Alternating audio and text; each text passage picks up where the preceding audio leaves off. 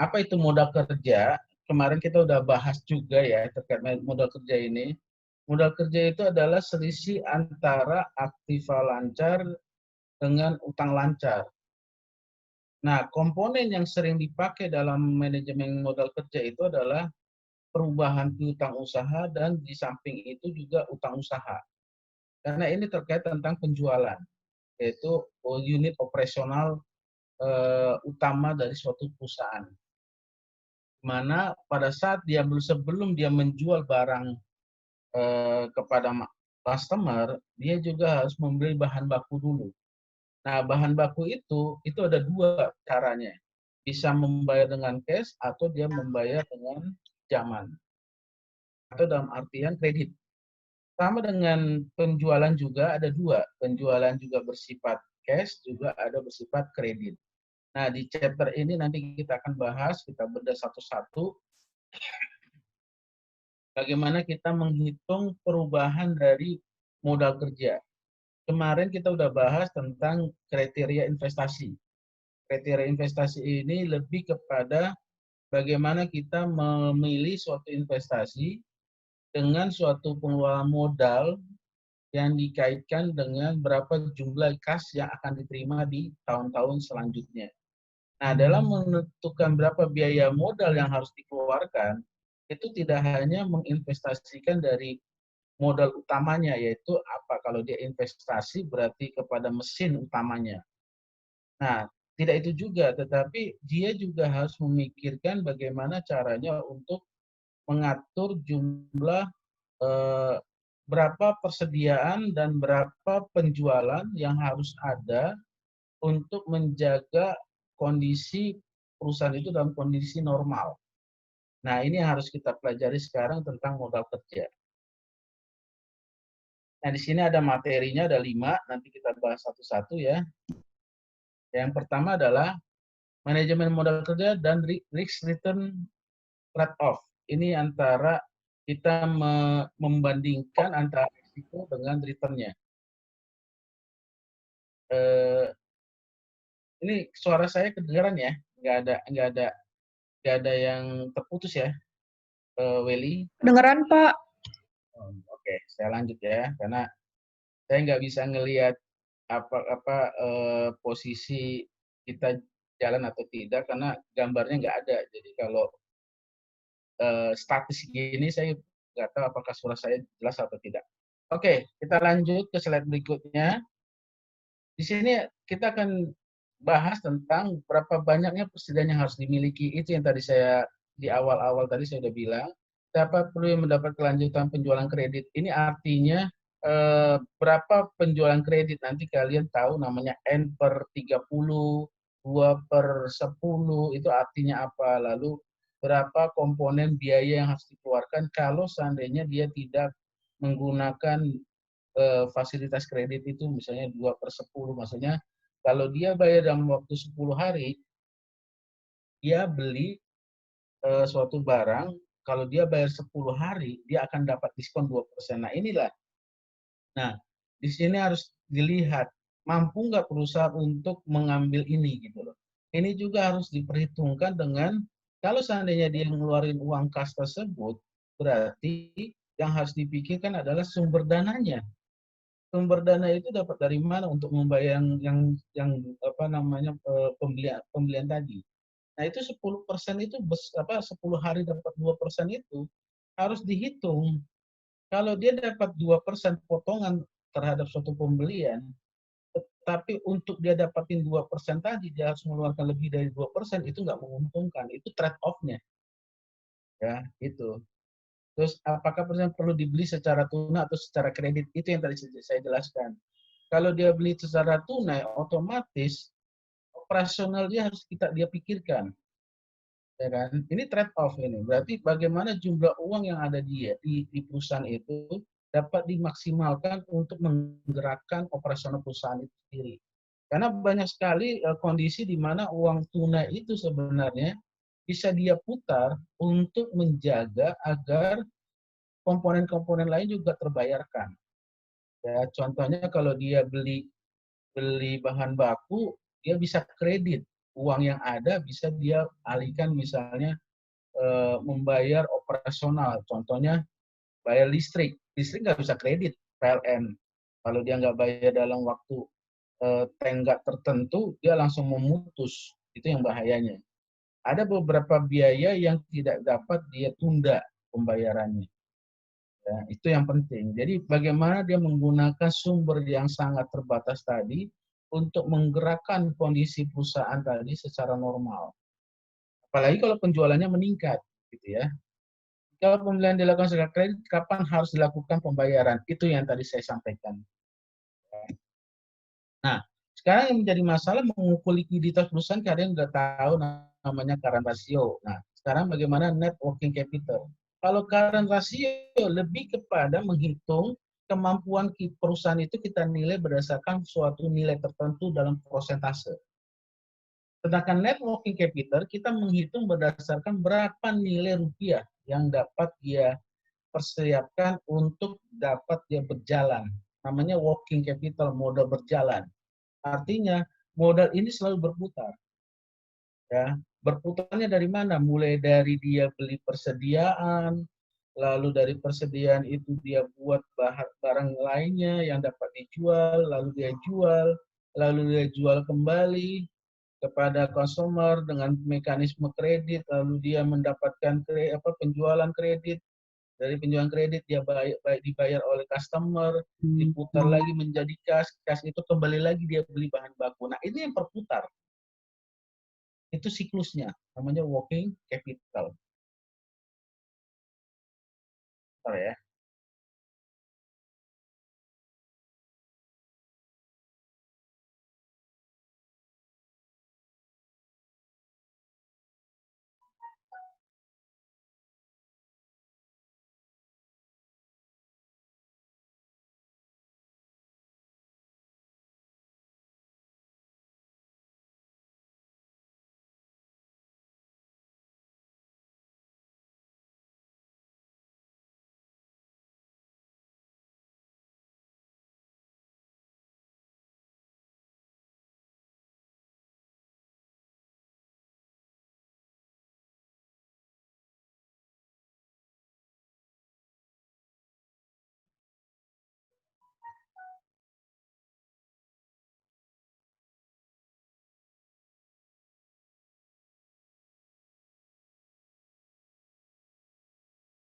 Sorry, intermezzo. Karena di kantor lagi kondisi agak kondusif.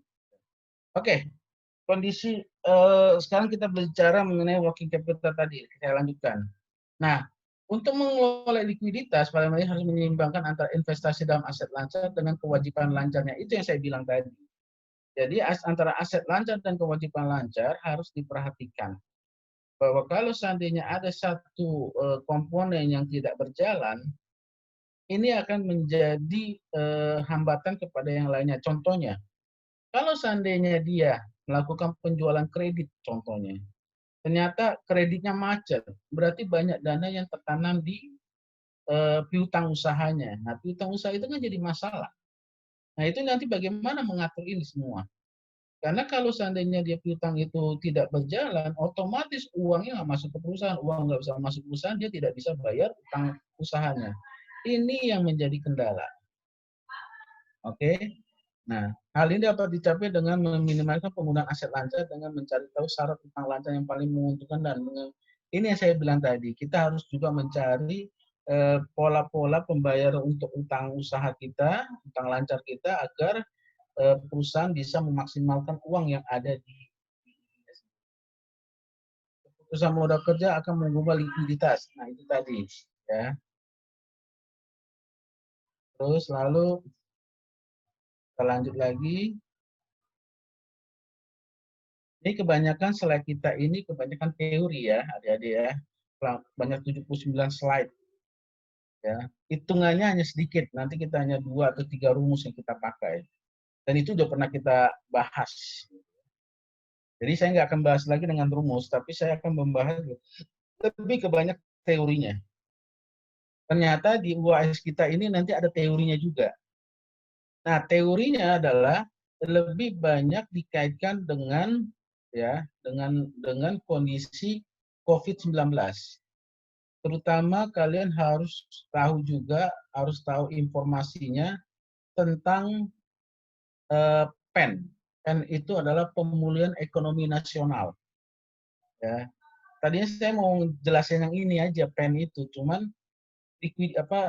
materi kita modal kerja ini banyak, gitu ya. Jadi nanti saya mungkin secara cepat saja nanti PEN itu saya jelasin, karena nanti itu menjadi bahan juga untuk kalian selain dapat informasi, juga dapat kalau ada pertanyaan seperti itu. Jadi pemulihan ekonomi nasional itu lebih kepada bagaimana memutar ekonomi itu dari sisi supply-nya, supply side-nya dibandingkan dengan demand side. Kalian udah pelajari tentang makroekonomi, saya yakin. Ya, Y sama dengan C plus I plus G plus X minus M. Nah, ini akan kita bahas nanti. Ya, terkait tentang manajemen keuangan. Ya, dan termasuk juga bagaimana modal kerja perusahaan saat ini. Ya, kalau kalian ditanya seperti itu, jelas sekarang sisi demand-nya nggak ada. Sisi demand di situ adalah kemampuan perusahaan untuk menjual karena permintaan oleh konsumen tidak berjalan. Ya, bentar ya.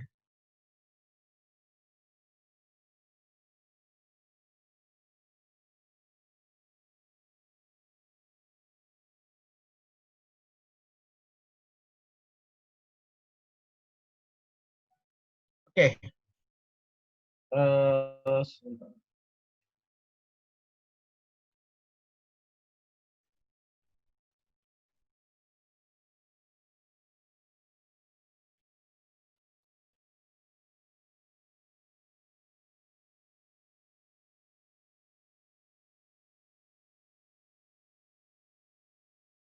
Oke, kita lanjut ya. Jadi nanti akan saya akan jelaskan kenapa ada sisi side supply side dengan demand side ya.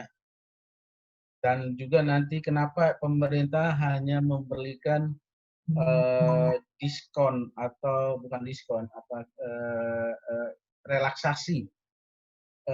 Relaksasi itu tahu nggak artinya apa? Relaksasi itu artinya suatu pendekatan membuat stimulus itu lebih lebih ringan, lebih ringan untuk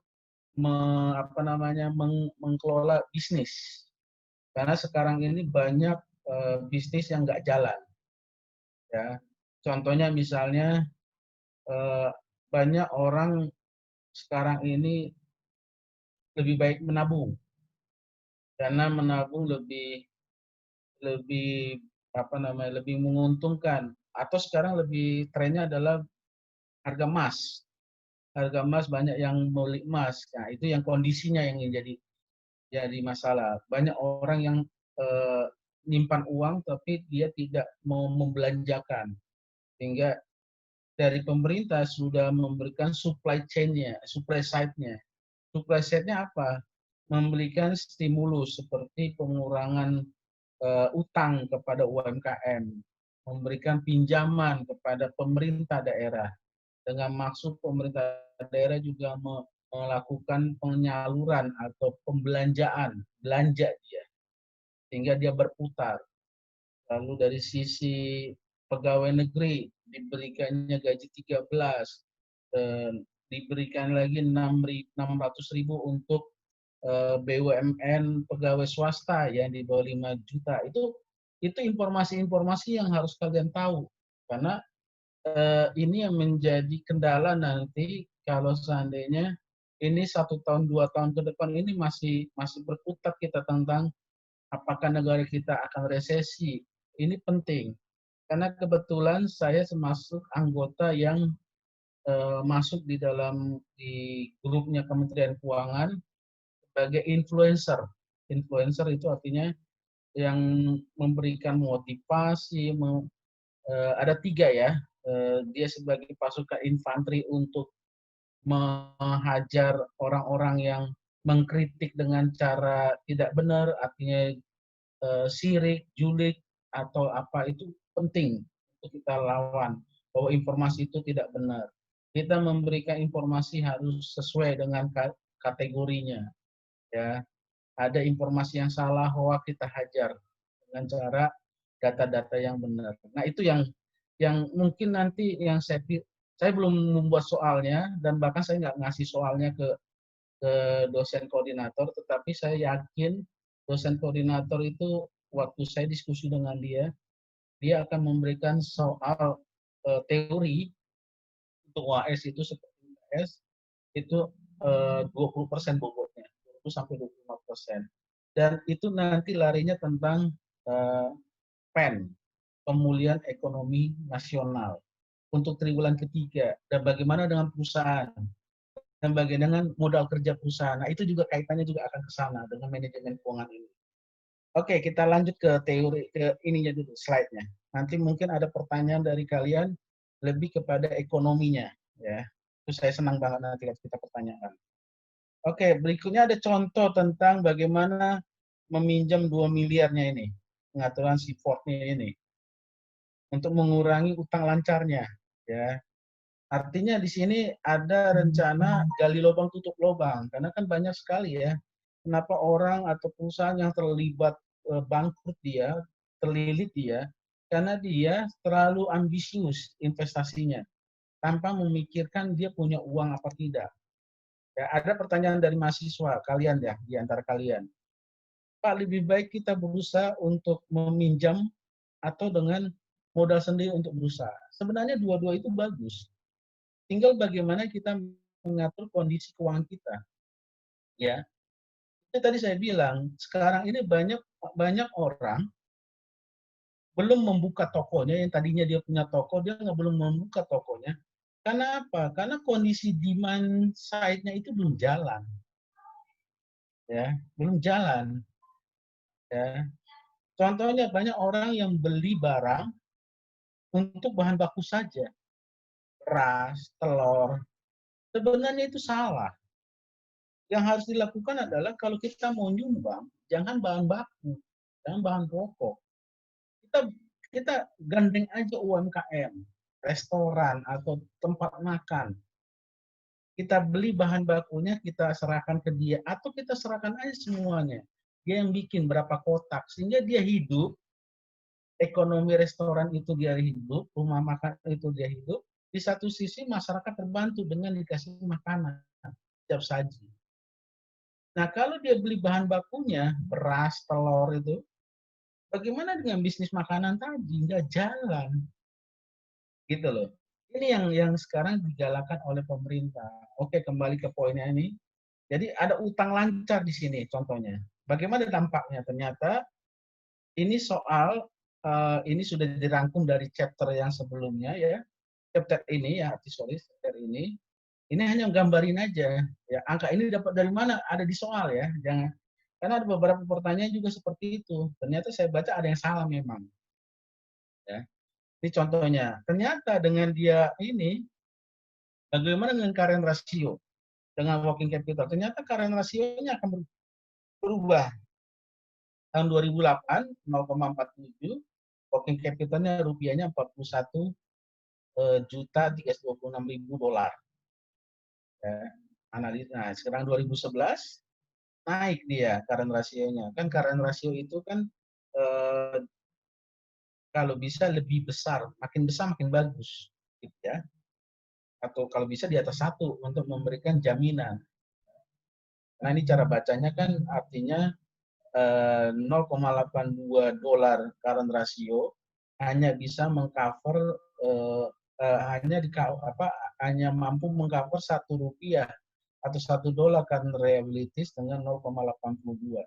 Ini artinya sumber dananya untuk bayar jangka pendeknya itu jangka pendek sangat sedikit. Terus working capital-nya berkurang. Nah, apa yang dimaksud? Pengaturan pembiayaan jangka pendek dapat memperbaiki ukuran likuiditas perusahaan dengan meningkatkan current ratio ya di satu sisi. Tapi dari sisi working capital dia berkurang. Artinya dia lebih banyak menggunakan working capital atau modal kerja itu dari liabilities. Tetapi kembali lagi nilainya tidak terlalu besar dibandingkan 2008. Oke, kebijakan modal kerja ini secara teori cepat saja saya sampaikan bahwa ini adalah untuk pengelolaan modal kerja bersih perusahaan melibatkan pengambilan keputusan strategi yang tadi saya jelaskan, mempertimbangkan keunggulan dan kelemahan tiap-tiap sumber pembiayaan. Jadi kita lihat nanti ya, apakah dengan pajak yang diberikan oleh pemerintah dapat menggerakkan perusahaan itu, atau dengan gaji, bukan gaji, dengan tambahan 600.000 setiap pegawai yang gajinya di bawah 5 juta, itu dapat menstimulus ekonomi dengan catatan belanja itu tetap dilakukan. Karena ini tadi trennya sekarang adalah isu yang beredar adalah orang lebih baik menabung karena tahun 98 yang lalu kondisi resesi bunganya tinggi. Setahun bisa 60% bunga tabungan, deposito. Jadi orang lebih condong untuk nanamin uang eh, ke tabungan. Sehingga ini nggak jalan, ekonomi nggak jalan. Sekarang kita udah mulai bergerak, ya. Memang minus 5,32% kondisinya. Tapi kita berusaha untuk jangan sampai sama seperti Singapura yang minus 41. Oke, prinsipnya ini mencocokkan matching, ya, yaitu antara jatuh tempo uang yang kita beli untuk pinjaman dengan dengan penjualan kredit itu sendiri. Sehingga ada kalimat bahwa suatu peningkatan dalam persiapan musiman sebelum hari Natal harus dibiayai dengan pinjaman jangka pendek. Artinya apa? Pada saat hari raya misalnya, ini contohnya di luar negeri Natal misalnya, kalau kita di Indonesia misalnya Lebaran. Untuk musiman, kondisinya sebenarnya ini adalah perlu adanya persediaannya lebih banyak. Kenapa? Permintaan banyak pula. Ya. Sekarang Tanah Abang sulit sekali ya untuk mendapatkan dana, ya, artinya penjualan tidak maksimal di Tanah Abang. Apa? Karena posisi uang yang di Tanah Abang itu sangat sedikit sekali. Karena orang ya dengan corona seperti ini orang udah nggak ada dapat lagi uangnya, ya kan? 2 bulan awal corona apa dua bulan masa waktu kita awal itu Maret, Maret, April, Mei banyak yang masih bisa belanja. Tapi itu tadi hanya 3 bulan setelah itu dia minjem atau minta baik orang tua, mertua dan segala macam. Setelah itu kriminal. Ya, kita tahu banyak sekarang toko-toko sembako bicara dan itu karena ekonomi yang nggak berputar. Takut dia menstok barang karena nggak ada yang mau beli. Ini berarti kan di petani juga akan mandek. Nah itu yang menjadi putarannya. Namanya multiplier effect. Ya. Sekarang udah negatif multiplier effect, tetapi sekarang untuk bulan ini diusahakan positif multiplier effect. Tapi tetap menjaga protokol kesehatan karena posisinya sekarang udah tinggi sekarang, makin meningkat di DKI. Ya, terbukti di kantor aja udah 3 orang kena. Ya, ini bahaya banget. Makanya di lockdown kantor saya, di unit saya ini. Oke, investasi pendanaan aset, ya tadi sudah saya jelaskan investasi permanen, ya. Ya, bagaimana nanti dia akan dibiayai dengan ya biasanya ini yang salah sebenarnya. Utang untuk apa namanya membeli eh, apa namanya persediaan menggunakan utang jangka panjang untuk membeli mesin dengan utang jangka pendek ini bahaya. Kenapa? Nanti uangnya akan semakin kelilit di situ. Jadi harusnya adalah untuk membeli aktiva lancar, sumber dananya dari utang lancar. Untuk membeli aset tetap, ambilnya dari utang jangka panjang. Biar dia berputar lebih tinggi, lebih cepat.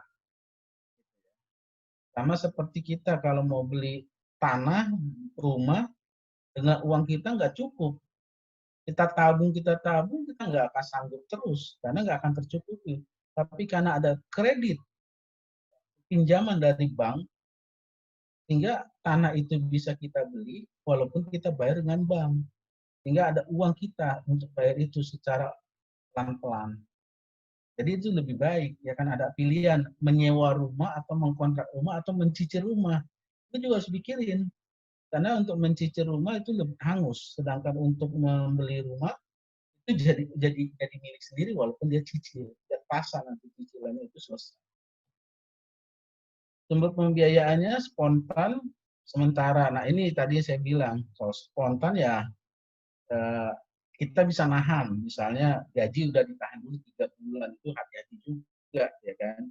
2 bulan ada yang nggak digaji, dirumahkan tetapi tidak digaji. Ini kan bahaya juga.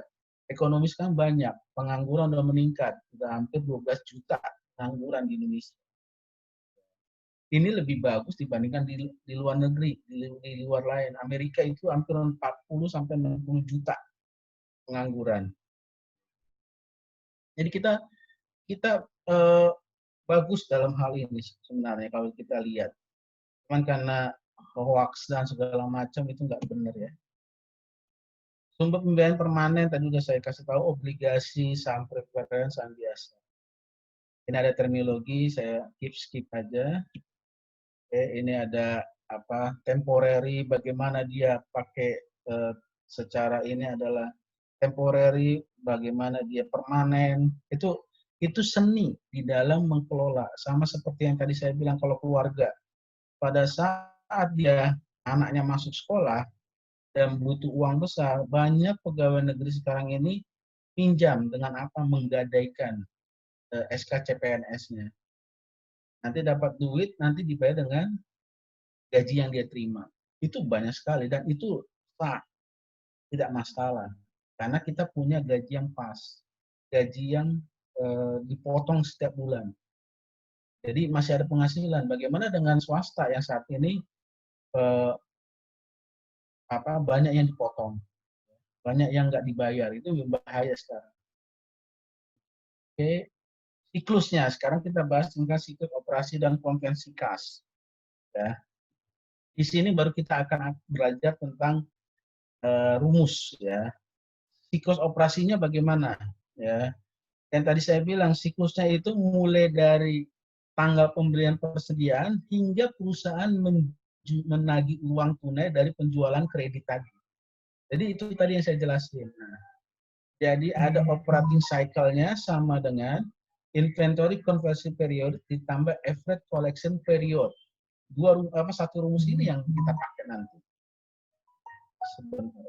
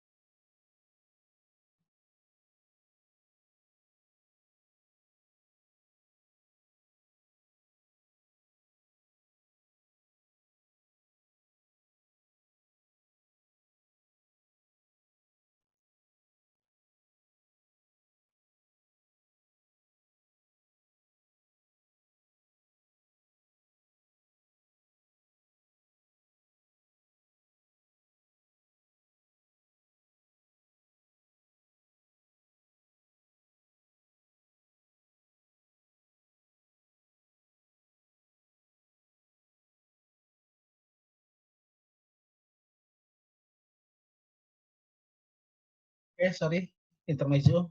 Saya harus jawab PA dulu. Oke, kita lanjut sekarang. Nah, bagaimana menghitung tadi inventory conversi ini dan average collection period ini kita berikutnya akan membahas tentang bagaimana menghitung account payable deferral period, ya, periode penundaan utang dagang. Ini rumusnya ini, ya. Cost of goods sold dibagi account payable. Itu sebenarnya ini adalah perputaran hutang sebenarnya. Dan di sini 365 itu diasumsikan 1 tahun itu 365 hari. Ya. Di rumusnya aja. Terus konversi yang tadi ini saya bilang, cash conversion cycle itu operating cycle dikurangi account payable deferral period. Tadi di sini kan operating cycle ini kan. Sehingga kalau kita hitung cash konversinya itu sudah dikurangi dengan account payable deferral period. Ini. Jadi ini bisa diganti dengan rumusan di sini. Nah, ini hanya siklusnya aja, mulai dari inventory purchase sampai ke diterimanya account receivable. Itu yang tadi saya jelasin. Ini siklusnya ini. Ya. Barang dibeli, diolah, dijual. Waktunya. Nah, ini rumus-rumus yang ini saya nggak perlu jelasin, ini udah ada waktu kita bahas tentang analisis laporan keuangan. Ya. Ini ada contoh, kredit salesnya, ini ada contoh. Berapa hari dia periode konversinya. Ini tinggal dimasukin rumus. Inventory turnover ratio itu rumusnya ini, COGS bagi inventory. Dapat ternyata 91 hari. Ya. Ini sama aja sebenarnya 4 kali dalam 1 tahun. Jadi 1 kali itu berapa hari? Nah, itu logikanya. Tapi nanti di soal ini 365 ini belum tentu 365 ya. Nanti ada di soal dengan asumsi 1 tahun itu 360 bisa aja begitu. 360 hari. Ya. Atau juga ada asumsi 365. Ya, itu tergantung dari nanti di soal ya. Ini account payable deferral tadi ya, rumusnya. Ya. Tinggal dimasukin aja data-data yang ada dengan masuk. Nah, ini analisanya ya. Dia bilang ada average collection periodnya, ada konversi persediaannya, maka berapa siklusnya. Dengan rumus tadi ya tinggal dimasukin saja. Ya, data yang ada ini, nah ini dia. Tinggal dimasukin cycle 39,84 tadi inventory-nya ini dia tambah ini. Terus cash conversion cycle-nya, perputaran konversi kasnya butuh berapa hari? 67,42 hari. Ini artinya siklus operation ini 64 hari telah berlalu dan dari tanggal suatu item tersebut dibeli hingga menagih kas dari penjualan. Artinya butuh 64 hari dia mulai dari dia buat sampai dia jual sampai uang kas. Siklus konversi kan bernilai negatif, ini mampu untuk menunda pelaksanaan pembayaran atas utang dagangnya. Artinya apa? Kalau dia negatif, itu berarti dia pandai untuk menundanya, pembayaran utang dagangnya. Ya. Artinya dia manajemen utang dagangnya bagus lah, gitu ya, menundanya. Tetapi kembali lagi, ini belum dihitung berapa biaya yang harus dia tanggung. Karena apa? Kalau dia menunda utang dagang ya berarti bagus di satu sisi uang kasnya dia dapat ya yang harusnya dia bayar utangnya ternyata dia nggak bayar, tapi di satu sisi dia harus melewati apa namanya keuntungan tadi melewati atau melepas kondisi pada saat ada komponen misalnya 2/10 10 hari 2%. Itu berarti dia tidak memanfaatkan potongan tadi. Itu yang menjadi kelemahan. Tapi inilah yang beberapa rumus tadi itu belum tentu semuanya itu saling klop. Ya, itu belum selalu klop. Ini yang jadi permasalahannya. Mengelola utang lancar, okay. Utang lancar kewajiban, nah ini hanya komponen aja ya. Ada utang lancar yang tidak dijamin, ya. Ada yang dijamin, ya. Jadi ini hanya membatasi aja ya. Trade kredit tidak dijamin ini. Artinya apa trade kredit penjualan? Ya, ini artinya apa? Bahwa ya nggak ada yang bisa ya kalau dia tidak dibayar ya nggak ada yang bisa disita, itu aja. Itu jaminan mas. Oke, ini cara menghitung biaya pendanaan jangka pendek tadi ya. Berapakah biaya bunga untuk pinjaman 4 bulan? Jadi kalau kita sudah minjem, ya tingkat bunga 2 bulan berapa sih? Nah ini cara hitung ini gampang ini. Ya, cara ngitung kayak gini gampang. Ya. Terus annual percentage-nya ini pernah kita bahas juga APR nih. Saya nggak usah ulang lagi, artinya kita hanya menggunakan rumus ini bagaimana menghitungnya ya. Jadi bisa lah. Saya senang kalian tuh membaca. Kenapa saya bilang membaca? Karena ada soal yang kemarin tentang minggu lalu itu bagaimana menghitung EBIT break even ya, yang sama dua perusahaan ingin mengetahui berapa sih EBIT di dua ini dengan menghasilkan EPS yang sama. Itu penting itu. Karena apa? Untuk mengambil keputusan. Jadi kalau nanti dia menawarkan EBIT-nya lebih rendah daripada yang dihitung, itu berarti kesimpulannya EPS-nya akan lebih rendah dibandingkan yang diharapkan. Seperti itu logika. Tapi kalian sudah menghitungnya EPS 1 sama dengan EPS 2. Nah, tinggal EBIT dikurangi interest dibagi jumlah saham beredar. Sama dengan ini. Dimasukin matematika, keluarlah angka EBIT berapa nilai dari itu. Tes 6. Itu kalian berarti kalian sudah mengerti cara menghitungnya. Nah, kalau yang ini simpel ini. Jadi rumusnya cuma ini doang. Nanti ada diketahui tinggal masukin. Nah, yang jadi permasalahan adalah mengevaluasinya. Ya, di sini. Ini ada thread-nya. Ada 3% apabila dia membayarkan dalam waktu 10 hari. Ini posisinya. Ya. Oh, ternyata annual percentage rate-nya 56,44%. Ya. Artinya dia akan memanfaatkan itu, ya dia dapat sebenarnya tidak 3% tapi 56,44%.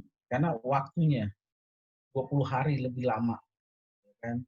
Harusnya kita bayar 30 hari, tapi kita udah bayar 10 hari. Berarti ada keuntungan di sini. Ya. Walau bunganya kita dapat 3% kalau kita bayar langsung. Kan ini line kreditnya. Ini contoh yang lain ya. Bagaimana menghitung berapa saldo kompensasinya. Ya. Jadi kalau yang contoh tadi ini dia mau melihat berapa sih dana yang dibutuhkan sebenarnya dengan pinjaman tadi. Ternyata konkretnya adalah 625. Sehingga bunga dibayarkan atas pinjaman sebesar 625. Padahal uang yang tersedia hanya sebesar 500. Artinya ada 125.000 itu sebenarnya bunga potensi yang harusnya bisa dihindari. Ini rumusnya. Nah, ternyata bunganya itu 37.500. Potensinya 15% APR-nya. Nah, bahwa keberadaan saldo kompensasi akan meningkat biaya kredit dari 12% jadi 15%. Itu maksudnya kalau seandainya secara ini kita tidak menggunakan bunga dari nilai ini namun mendapatkan pinjaman yang dikurangi sebesar ini. Itu. Ini adalah trade-off-nya. Kita kadang-kala menggunakan uang itu untuk membayar dana yang harus kita bayar di utang usaha, otomatis kita terlepas dari utangnya. Tapi kalau kita nggak menggunakan lewat dari 30 hari dari syaratnya tadi, kita akan menambah biaya itu lebih besar. Ini mengelola investasi perusahaan dalam bentuk aset lancar. Ini kita akan belajar tentang bagaimana menggunakan ya jenis utama dari aset paling banyak dimiliki perusahaan. Ya, ada cash and marketable security. Ini saham yang mudah dipasarkan ya, receivable inventory. Ini yang sering. Di trade off-nya, komposisi portofolio surat berharga yang dimiliki perusahaan. Nah, ini yang jadi permasalahan di sini, ini hanya teori aja, saya skip. Ya. Ini tadi saya sudah jelasin, level penjualan kredit berupa persentase dari total penjualan. Kita juga belajar tentang bagaimana menghitung udah kalian pelajari itu, piutang tak tertagih, deferred account receivable. Piutang tak tertagih itu artinya kita mengasumsikan ada piutang yang kemungkinan tidak dapat ditagih kembali. Nah, itu ada dua metodenya. Percentage dari penjualan kredit, yang kedua metode aging umur piutang. 0 sampai 30 itu berapa persen? Nanti kita pelajari. Ini seperti ini. Nah, ini rumusnya tadi annual cost ini sama aja tadi dengan rumusnya tadi. Yang saya mau tegaskan lagi di sini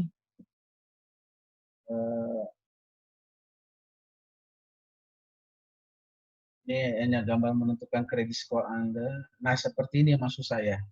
Aging account receivable. Ini kalian udah pernah pelajari. Jadi bagaimana kita menghitung piutang yang tak tertagih.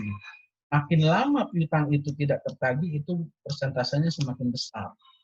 Untuk kita akan lakukan penghapusan. Ya. Ini biasanya ada mekanismenya. Ya. Nanti ada penghapusan piutang itu bagaimana. Kalau kita menggunakan metode langsung menghapus piutang atau direct and indirect account receivable. Itu di jurnalnya itu berbeda nanti. Ya, akumulasi piutang tak tertagih. Nanti kalau sudah dia tidak tertagih akan dibalik menjadi akumulasi pada piutang usaha. Awalnya beban piutang tak tertagih pada akumulasi. Kalau itu jurnalnya. Oke, lalu masuk ke manajemen persediaan tadi sudah saya jelasin. Oke, ini poinnya. Nah, sebelum kalian bertanya, saya ingin menjelaskan tentang pemulihan ekonomi nasional. Ini penting karena Bu Menteri pernah menyampaikan agar mahasiswa juga tahu posisi sekarang Indonesia itu bagaimana. Ya, tadi juga Bu Menteri menyampaikan puisi. Ya, isinya adalah hari ini matahari itu cerah. Mudah-mudahan ekonomi Indonesia juga semakin baik dan COVID semakin menurun tampaknya. Ya kita doain aja. Tapi kembali lagi bahwa posisi pemulihan ekonomi nasional kita sudah banyak kebijakan yang digunakan oleh pemerintah untuk menggerakkan UMKM. Ya. Banyak sekarang di mal-mal tutup. Ya. Kembali lagi saya katakan bahwa sudah ada misalnya pemulihan ekonomi dengan apa? Dengan memberikan penghapusan kredit. Ya. Sudah ada itu penghapusan kredit. Ya. Kan banyak yang perusahaan-perusahaan UMKM yang nggak bergerak. Ya. Beda antara krisis tahun 98 dengan sekarang. Kalau tahun 98, posisinya adalah kita terdampak dari dolar yang semakin sedikit di pasaran.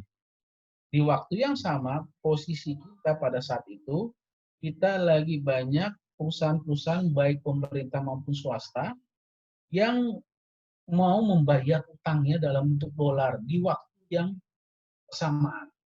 Sehingga dolar dibutuhkan banyak. Lalu ada orang yang namanya George Soros, kalau kalian lihat di Google, coba search George Soros, George Soros. Itu orang Yahudi. dia yang memainkan harga dolar di Indonesia. Di mana dia pada saat yang bersamaan, dia beli itu dolar banyak-banyak. Sehingga dolar di Indonesia itu semakin langka, sedikit. Padahal pada saat itu negara sedang membutuhkan dolar itu. Di mana untuk membayar utangnya dalam bentuk mata uang asing dolar tadi. Karena nggak mungkin orang minjamin orang asing meminjaman kita dengan dolar, kita bayar dengan rupiah, nggak mungkin itu. Karena nilai rupiah kita sangat rendah. Nah, di tahun 2020 ini beda dengan 98. Posisi sekarang itu karena semuanya merasakan, termasuk si George Soros ini juga merasakan gitu loh. Karena apa? Harga dolar itu hancur sekarang. Ya, kita bersyukur sekarang 14.000 sekian, makin menguat dolar rupiah kita. Karena di Amerika sana sekarang udah lebih hancur. Karena apa? Covid-nya lebih dari 2 juta seingat saya, 2 juta. Udah 4 juta sekarang yang kena Covid di Amerika sana.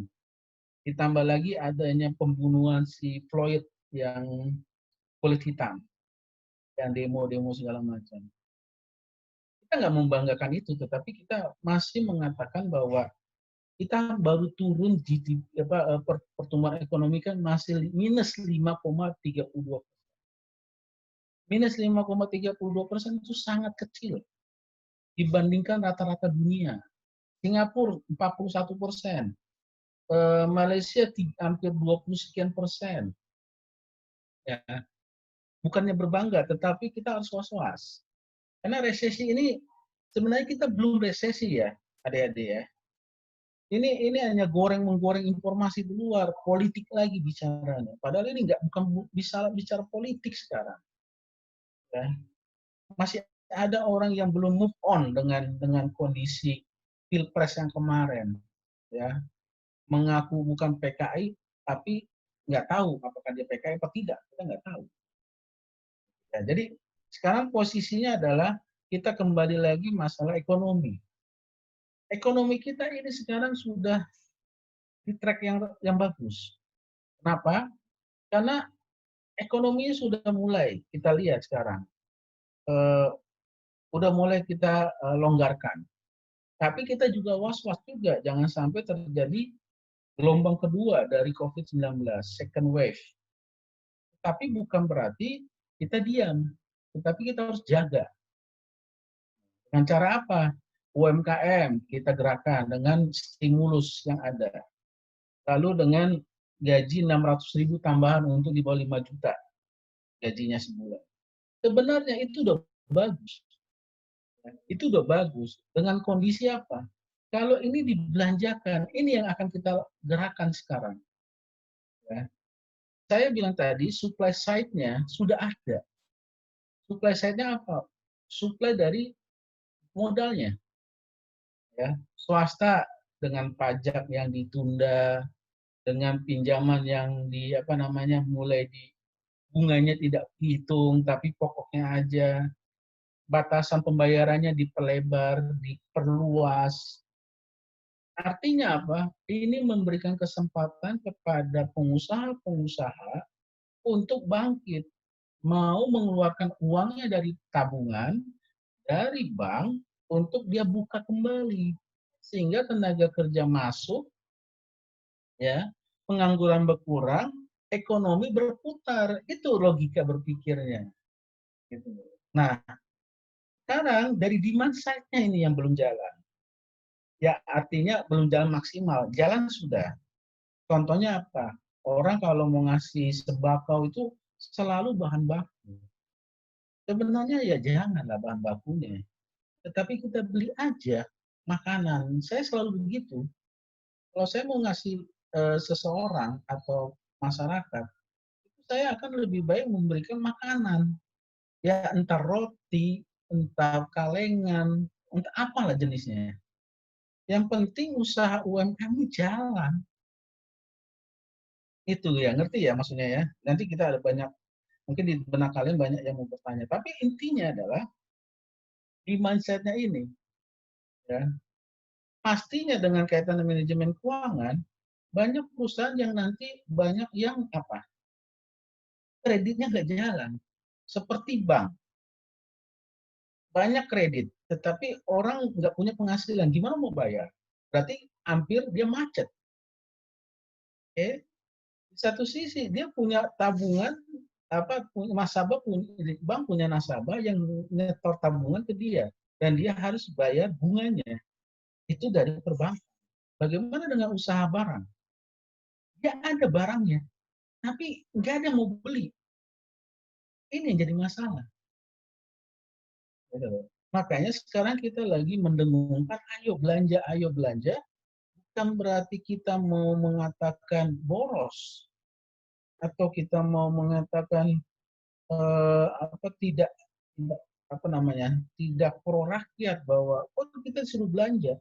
Loh, belanja itu penting karena apa? Untuk menggerakkan ekonomi. Gimana mau mau bangkit makanan, minuman, restoran di mall-mall itu kalau nggak ada yang mau makan, nggak ada yang beli. Itu logika berpikirnya.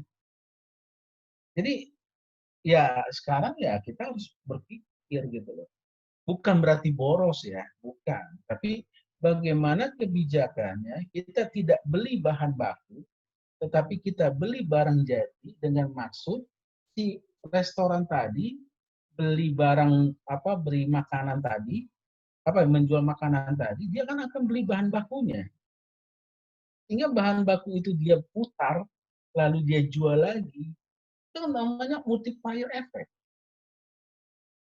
ada tenaga kerja di situ itu logika berpikirnya ini yang akan kita lakukan nah kebetulan saya sekarang masuk di tim influencer ya saya lagi berpikir bagaimana caranya menggerakkan masyarakat yang sebenarnya uang masyarakat itu banyak di tabungan. Cuma nggak gerak ini. Ya. Orang tuh merasa belum yakin. Sekarang harga emas naik sekarang 1 gram itu udah 1 juta loh adik-adik. Ini sejarah dalam waktu kurang dari 1 tahun. Saya ingat banget dari harga 450.000 per gram sekarang udah 1 juta. Belum pernah dalam hal ini dalam 1 tahun harga emas itu gila-gila naiknya. 2 tahun lah paling ini. Ini yang jadi fenomena. Kenapa? Orang beli emas tujuannya apa? Memegang kepastian, ya, kepastian karena nilai emas itu sangat-sangat tinggi, gitu loh. Bisa menyimpan uang di situ. Nilai uang itu ada di situ, ya. Lebih baik dia simpan di brankas di rumah masing-masing. Ini yang jadi permasalahan ekonomi yang jadi nggak dunia usaha nggak jalan. Ini yang harus kita ubah. Bagaimana caranya? Biar masyarakat juga bisa belanja. Di satu sisi belanja berarti demand-nya meningkat. Demand-nya meningkat berarti dia bisa berproduksi lagi. Dengan berproduksi berarti dia bisa lagi meng-hire tenaga kerja. Tenaga kerja bisa bekerja, dapat penghasilan, dia beli lagi barangnya, dan itu berputar terus, berputar terus, berputar. Seperti kita kajian tadi manajemen keuangan. Ya. Bagaimana caranya mengelola sesuatu sumber yang sangat minim, sangat kecil, untuk dapat menjadi besar kembali. Itu dia. Sehingga ada pepatah dengan modal sedikit, bukan pepatah, prinsip ekonomi apa? Dengan input sedikit untuk mendapatkan output yang maksimal. Atau mendapatkan output tertentu dengan input yang minimal. Itu efisien dan efektif.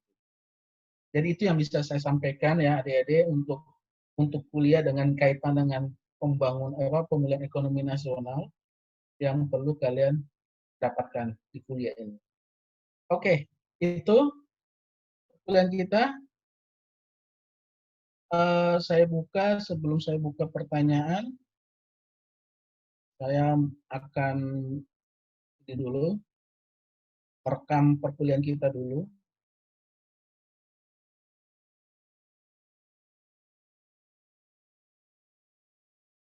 Kalau ada pertanyaan nanti segera disampaikan ke saya. agar kita bisa diskusi. Apa aja? Mulai dari awal kita kuliah, bukan kuliah, awal kita mulai minggu keberapa tuh? Ke-8 ya, setelah UTS sampai dengan sekarang. Karena walaupun ini kuliah terakhir, tetapi saya siap untuk menerima pertanyaan di luar jam kuliah, nggak apa-apa. Ya.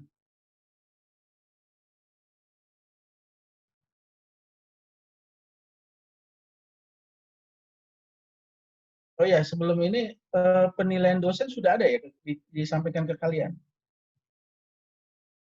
Beli? Udah Pak yang nilai UTS? UTS sudah? UTS sudah disampaikan ke kalian? Halo, Udah Pak, Beli? di portal semua matkul udah keluar nilainya. Sudah ya? Sudah ya. Sesuai Kak? Ada yang salah atau gimana? Saya mau biar nanti kalau ada yang salah, tolong sampaikan ke saya. Kalaupun salah, nanti saya konversi ke UAS. Artinya gini, karena bobot nilai yang ada di UTS dan UAS itu sama, yaitu masing-masing 20%. Jadi kalau seandainya ada misalnya, kalian pernah saya sampaikan nilainya misalnya 80, ternyata tertulisnya 78, berarti ada kurang 2. Nanti yang 2 ini nanti saya konversikan atau saya tambahkan nanti di nilai UAS terhadap mahasiswa yang bersangkutan. Makanya saya tanyakan lagi, kalian ada nggak yang seperti itu? Di sini ada yang ujian susulan kan ya? Satu orang si apa ya? Apa Willy yang ujian susulan si Lalahi ya? Kalau di 420 ya? Elizabeth Pak. Ya, Elizabeth. Nah, Elizabeth itu waktu ujian susulan itu nilainya hampir sama dengan yang apa namanya, bukan hampir sama ya, beda tipis lah. Tetapi saya pakai nilai yang terbaik. Ya. Tapi kembali lagi, saya mau buka pertanyaan unek-unek atau apalah komplain kalian yang perlu saya perbaiki. Kira-kira apa? Ayo, ini ada waktu sekitar 20 menit ya, 30 menit ya sebelum saya rapat lagi yang lainnya. Saya nggak tahu nih yang kelas 419 dan 10 ini saya bisa kuliah nggak ini. Oke, ada yang mau ditanyain? Silakan ayo. Izin bertanya, Pak. Oke, silakan. Saya Siapa? mau nanya tapi terkait dengan pertemuan kemarin, Pak. Oh ya, nggak apa-apa. Silakan Krisnanda. Nah, Itu itu yang kan penting. di tugasnya itu kan ada gini, Pak, bagaimana cara menentukan kredit bond rating itu kan nanti dibandingin sama kredit bond rating di soalnya itu disuruh buat nyari referensi kredit bond rating. Nah, saya masih bingung tuh, Pak, faktor apa yang menjadi faktor yang menjadi untuk menentukan kredit bond rating itu apakah dia termasuk kan ada penilaiannya AAA, BBB yang seperti itu, Pak. Ya. Masih bingung Ya. kemarin, Pak. Makasih.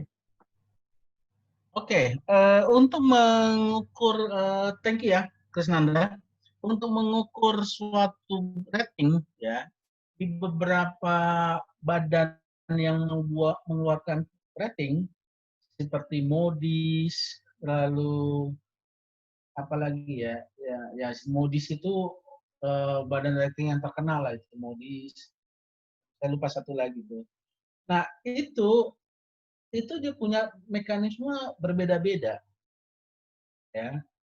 Berbedanya bukan variabelnya, tidak. Variabelnya ada 10, ya 10, sama-sama 10 itu semua. Tetapi yang menjadi permasalahan adalah bobot masing-masingnya. Jadi bisa jadi ada 10 variabel misalnya, bobot nomor 5 di tempat yang satu itu dijadikan nomor 1, yang nomor 1 menjadi nomor 5, dan seterusnya seperti itu. Tapi 10 komponen itu ada. Jadi itu yang kenyataan di lapangan. Itu yang pertama yang ingin saya sampaikan. Nah, bagaimana kita menghitung suatu bobot tadi, atau bagaimana untuk menghitung suatu rating? Sebenarnya itu tadi ada 10 kriteria. Nah, kriteria tadi itu melihat berapa sih yang paling banyak yang dihitung. Misalnya, kalau kredit itu pertama adalah tingkat kemampuannya, ya, visible to pay-nya, kelayakan untuk membayarnya.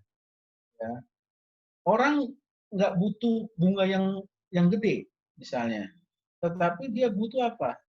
Yang penting saya dibayarkan pokoknya, pokok pinjamannya.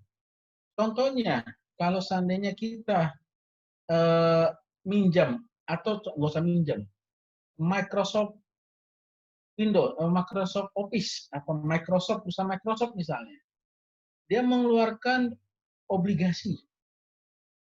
Pasti investor yang melihat obligasinya Microsoft ini akan berebut. Kenapa? Pertama, Microsoft ini pasti uangnya banyak. Pangsa pasarnya gede, menguasai, ya kan? Tingkat pendapatannya itu masih bagus. Artinya investor merasa yakin nih perusahaan ini nggak.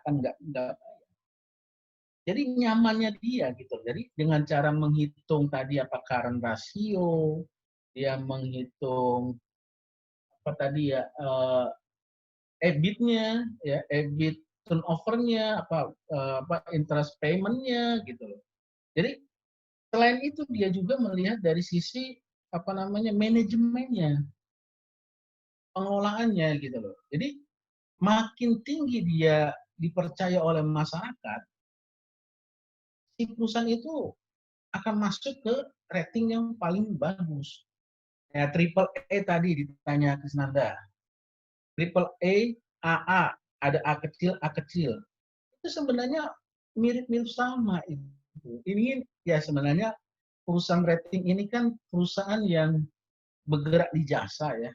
Bergerak di jasa, dia dapat penghasilan dari memberikan informasi kepada investor. Nah, informasi itu pasti dibayar dong, namanya juga perusahaan jasa, dia menilai gitu loh, ya kan, menilai. Nah, ya semakin dia dan menilainya profesional, tidak dengan beda dengan pengacara. Kalau pengacara kan membela yang bayar lebih besar kan gitu kalau pengacara gitu ya.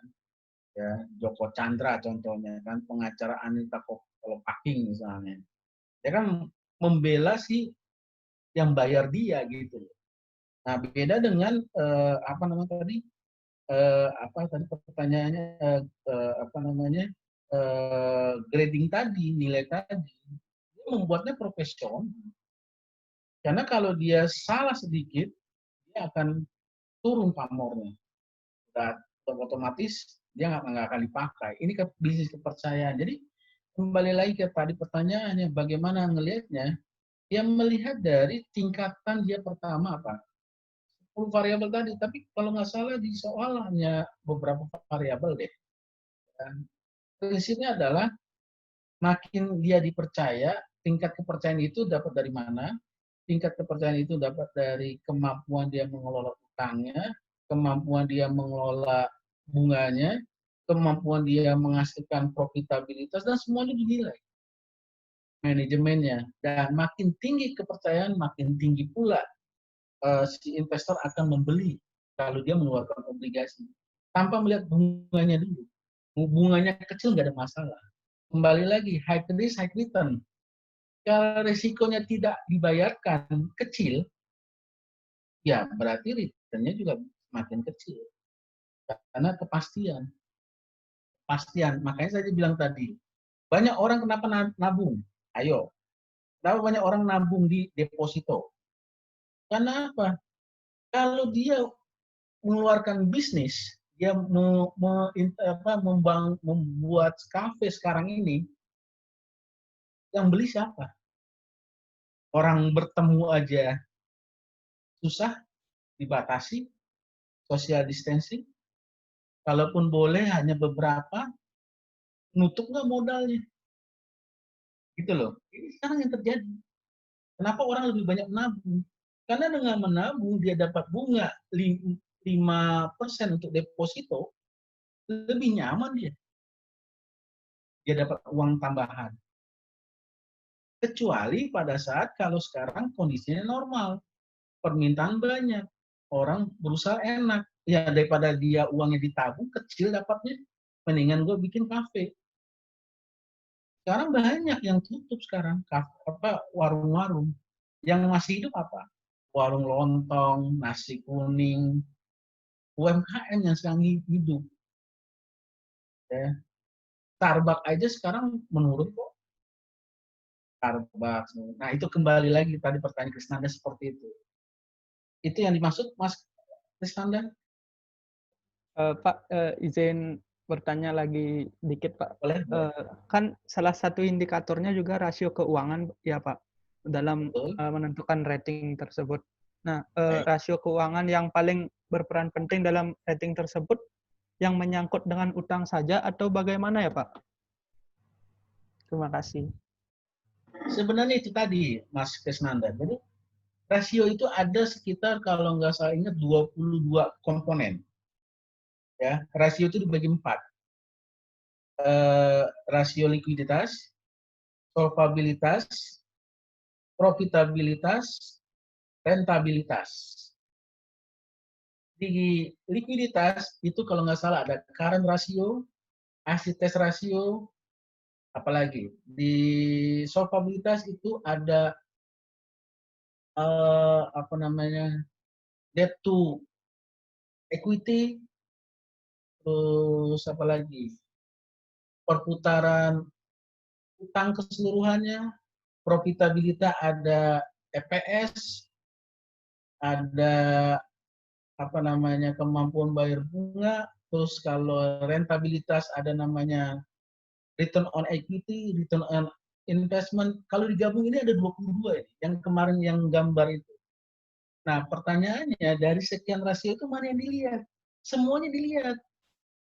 Cuma yang jadi masalah bobotnya yang menjadi kendala di sini.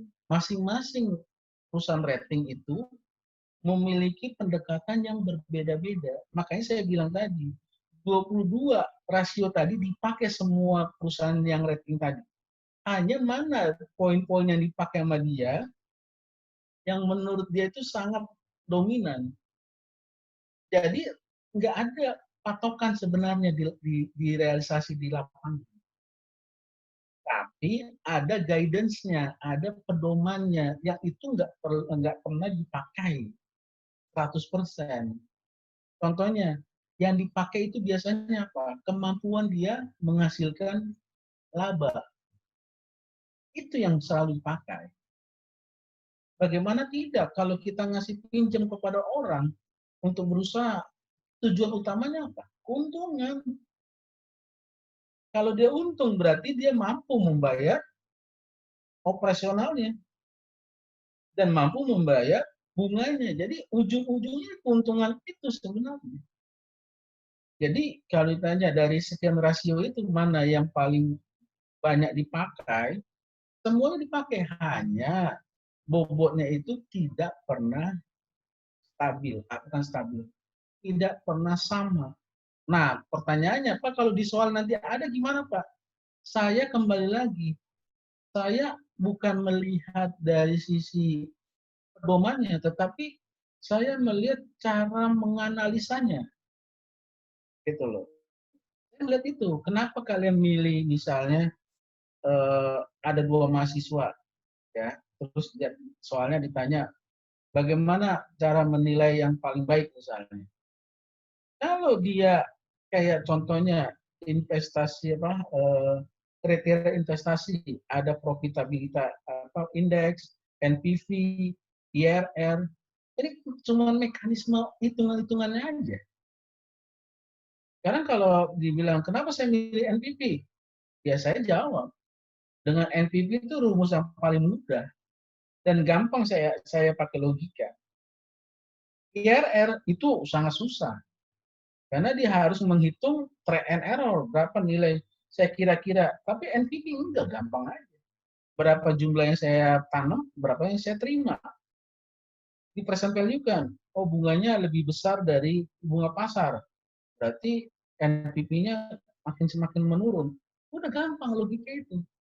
Sama dengan rasio tadi. Jadi jawabannya tetap kembali lagi posisi rasio tidak menjamin semua perusahaan-perusahaan jasa penilai tadi dapat apa namanya suatu metode yang sama semua, tidak. Tapi bobotnya berbeda, iya. Itu jawabannya. Jadi kalau Baik, Pak. ditanya rasionya, mana yang rasionya saya nggak tahu nih Krisnanda. Karena beberapa orang, beberapa perusahaan jasa penilai itu, tapi yang bisa saya katakan dalam hal ini, yang dilihat labanya. Itu pertama kali. Pasti laba dulu yang dilihat. Makanya yang dilihat adalah rentabilitas rasio. ROI-nya, return on investment-nya, return on equity-nya, return on asetnya, semua EAT, bagi, earning after tax, itu kan laba ditahan, laba operasional, laba apa? Net income. Itu jawabannya Krisnanda. Baik, Pak. Paham sekali. Terima kasih. Ya, ada lagi? Ada 10 menit, ayo. Izin bertanya, Pak. Adinda, silakan Adinda. Saya pernah membaca berita, Pak. Katanya Kementerian Keuangan dalam menangani COVID ini menerbitkan obligasi global bond itu, Pak, kalau tidak salah. Oh iya, Global bond. ya. Nah, Ya. itu apa bedanya dengan obligasi biasa? Lalu keunggulannya apa sih, Pak, dengan kita menerbitkan obligasi tenornya sampai 50 tahun dengan yang hanya 5 tahun, 5 tahun, 5 tahun. Bukankah beban bunganya jadi lebih banyak gitu, Pak? Dan biasanya global bond ini diperuntukkan untuk apa sih, Pak? Terima kasih. Oke, good question. Itu yang saya ini sambil saya ambil cas dulu ya sebentar. Jadi obligasi apa namanya global bond itu sebenarnya adalah obligasi yang ditawarkan oleh negara ke negara di dunia ini, namanya global. Ya, artinya tidak hanya ditawarkan kepada swasta-swasta, tidak hanya ditawarkan kepada perusahaan-perusahaan besar seperti Microsoft, terus apalagi yang gede ya Apple, itu enggak hanya itu. Maksudnya adalah kita menawarkan kepada umumnya kita tawarkan ke World Bank, Bank Dunia. Ya kita tahu lah ya, ini bukan rahasia lagi. Bu Menteri kita ini, Bu Sri Mulyani, ibu yang kita paling baik ini, mantan direkturnya World Bank.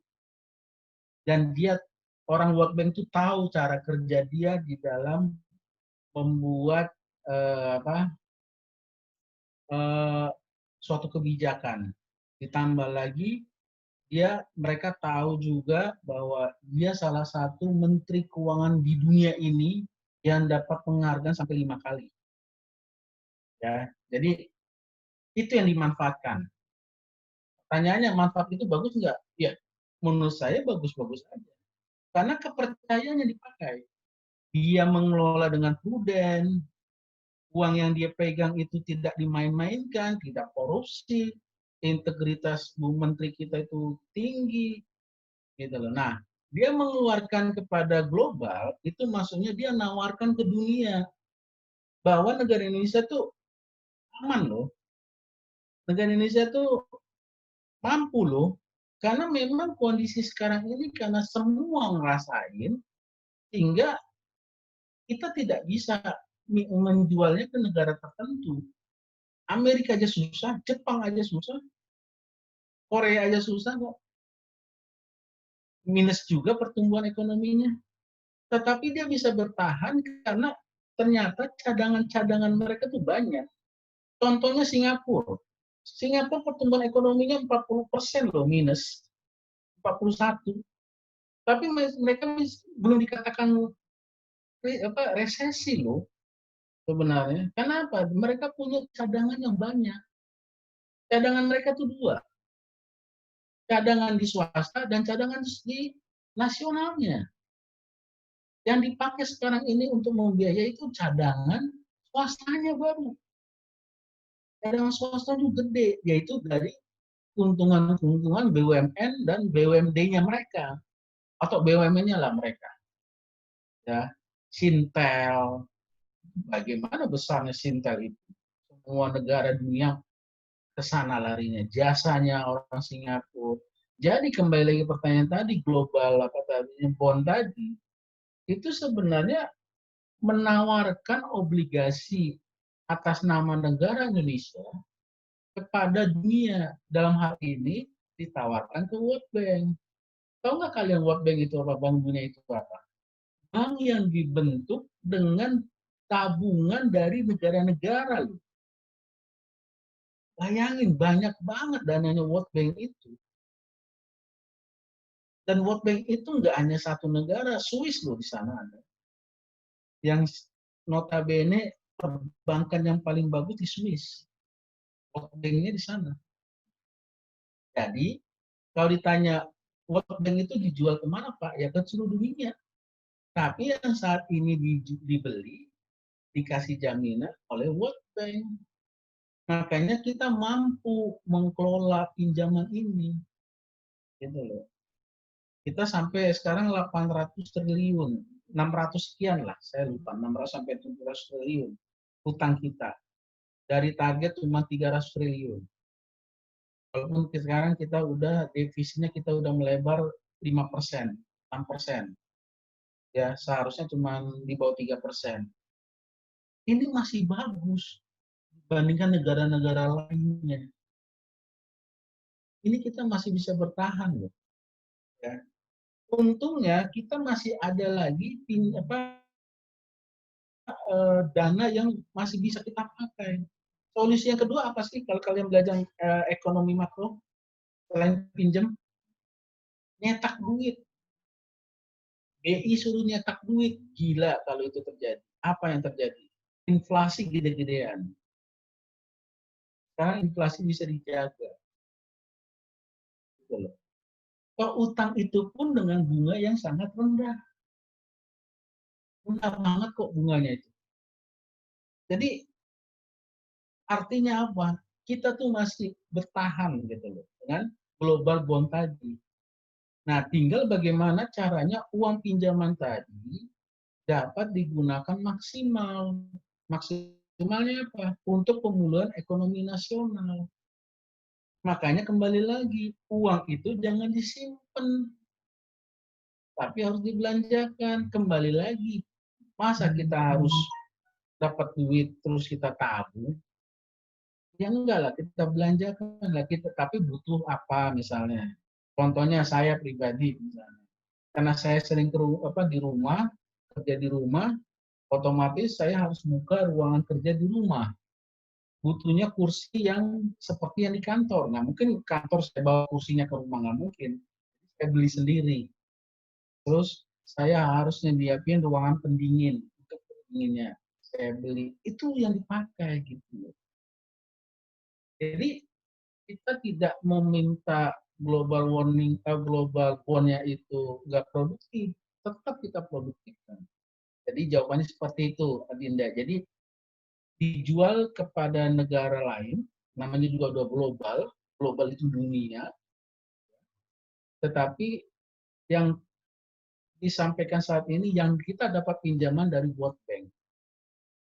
World Bank itu dananya dari mana? Semua negara nabung di situ, termasuk Indonesia ada di situ. Tabungan kita ada, cadangan devisa kita ada sebagian di situ juga. World Bank itu. Karena World Bank itu dibentuk untuk membantu negara-negara. Beda dengan IMF, International Monetary Fund. Itu ada efeknya di situ. Tapi kalau World Bank enggak. Itu jawabannya Adinda. Baik Pak, terima kasih banyak. Ya, ada lagi, satu lagi ayo.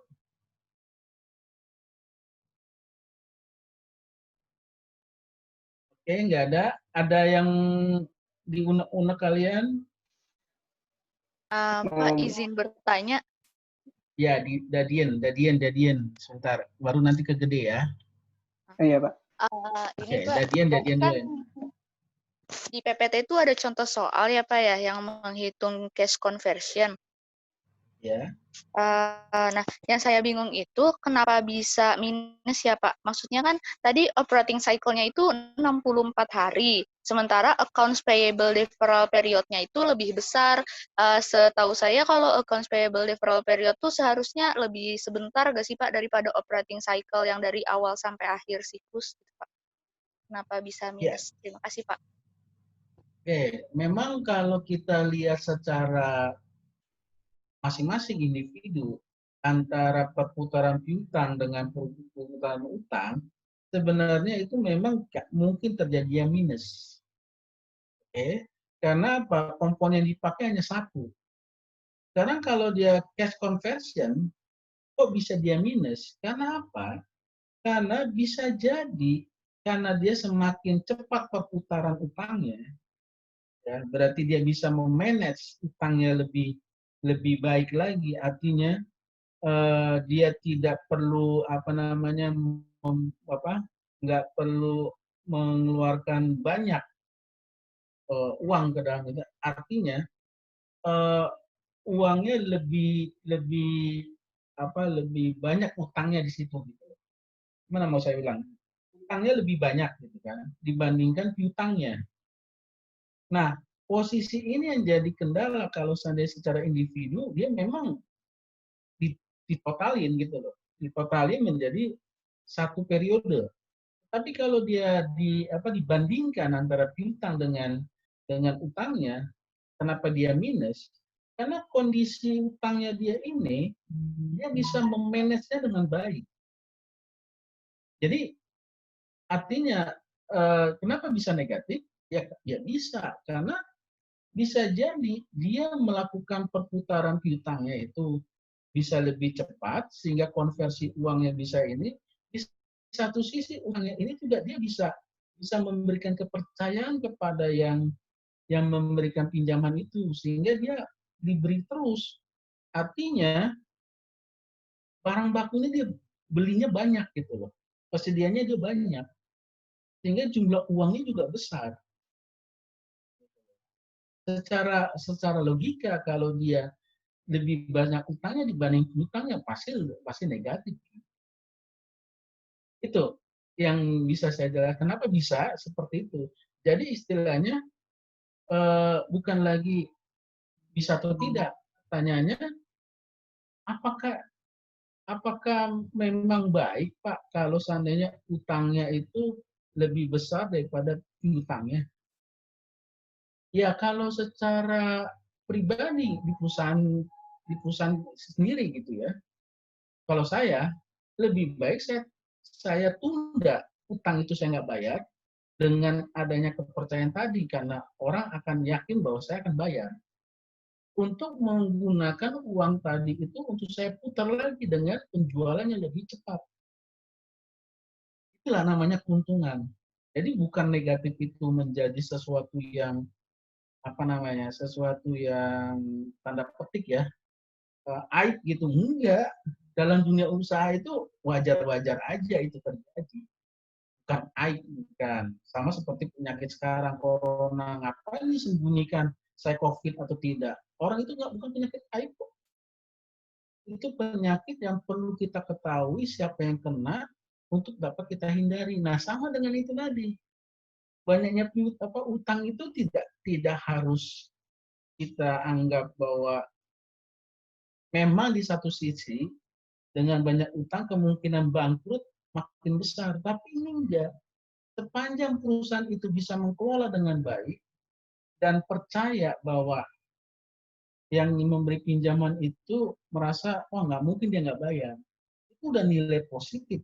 Sama seperti tadi pertanyaan Krisnanda. Itu satu cara bobot yang harus dilihat untuk mendapatkan grading tadi. Orang kalau udah percaya sama seseorang, ya itu udah pasti semuanya sama dia. Tanpa tedeng aling-aling dia bilang, oke, saya join pasti. Yang jadi permasalahan adalah bagaimana kita berusaha untuk menganggap bahwa diri kita itu dipercaya sama orang. Ini yang susah. Jadi jawabannya, kok bisa Pak? Bisa. Karena utang usahanya bisa lebih besar. Tetapi kalau kita nilai individu, perputaran kita dengan perputaran utang, ya bisa terjadi nggak akan saling cross check gitu loh. Tapi kalau kita gabung dia rumusnya menjadi negatif, itu berarti menunjukkan utang itu bisa dikelola dengan baik. Nah, kalau positif gimana Pak nilainya? Otomatis kalau positif berarti si perusahaan ini lebih banyak apa? Mendapatkan sumber dananya dengan bunga yang lebih kecil karena dia nggak berutang. Itu jawabannya. Atau resikonya semakin kecil lah. Tetapi kalau udah negatif, itu lebih besar memang karena utangnya lebih besar. Tetapi bukan tidak bagus juga, bukan. Artinya tetap itu yang paling yang nomor 2-nya daripada positif tadi. Tapi negatif ini jangan dianggap sesuatu yang berat bagi perusahaan. Sepanjang ada kepercayaan itu bisa akan. Itu jawabannya Dadin. Baik, Pak. Terima kasih. Oke, satu lagi ya, Gede Wisnu ya. Iya, Pak. Ya, gimana Gede? Mau bertanya tentang ini, Pak, terkait langkah pemulihan ekonomi nasional juga.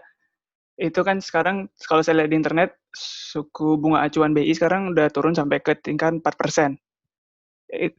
Itu dampaknya apa aja ya, Pak? Apa ngaruh juga ke bond yield obligasi pemerintah gitu, Pak?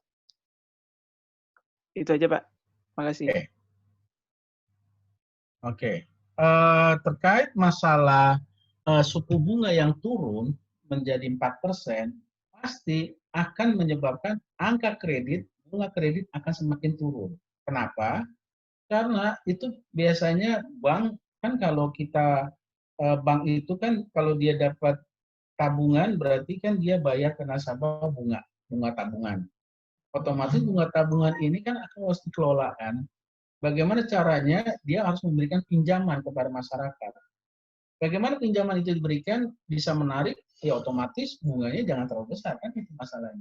Jadi ini sekalian inline gitu bahwa kalau dengan suku bunga yang rendah di tabungan dan deposito, diharapkan suku bunga pinjaman itu semakin menurun dan kalau nggak salah sekarang udah turun dari 9% menjadi 8% ke 7%. Itu tujuannya adalah si UMKM atau pengusaha-pengusaha itu mau meminjam dan mau mengelolanya sehingga perekonomian semakin bergerak. Bayangin kalau suku bunga tabungan sudah besar atau pada saat krisis kemarin tahun 98, tabungan itu saya ingat banget deposito itu 60% bunganya per tahun.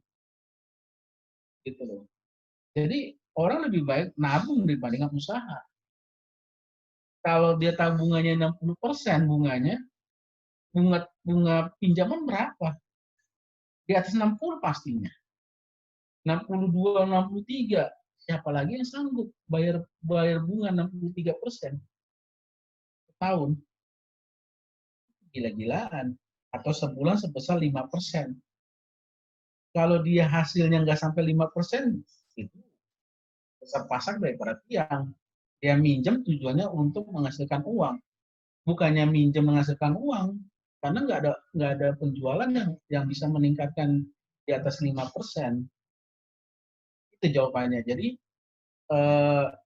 untuk saat ini ya yang terjadi seperti kondisinya dengan bunga tabungan turun 4%, diharapkan bunga pinjaman juga turun. Dengan bunga pinjaman turun, ada kemampuan ability to pay-nya nasabah yang meminjam, sehingga ekonomi bisa bergerak kembali. Karena yang sekarang yang terjadi adalah banyak pengusaha modalnya habis. Modalnya habis, nggak hanya untuk habis dari sisi usahanya, untuk makannya dia sehari-hari, dia harus membayar biaya sewa, sekarang sewa pun mahal segala macam. Nah, bagaimana caranya biar modal itu kembali lagi dan dia bisa berusaha dan mampu membayarnya? Ya jangan sampai bunga itu terlalu tinggi. Itu jawabannya. Oke. Baik, Pak. Terima kasih, Pak. Oke, mohon maaf nih kita karena bukannya nggak cinta kalian ini ya, karena saya harus apa namanya? Oke,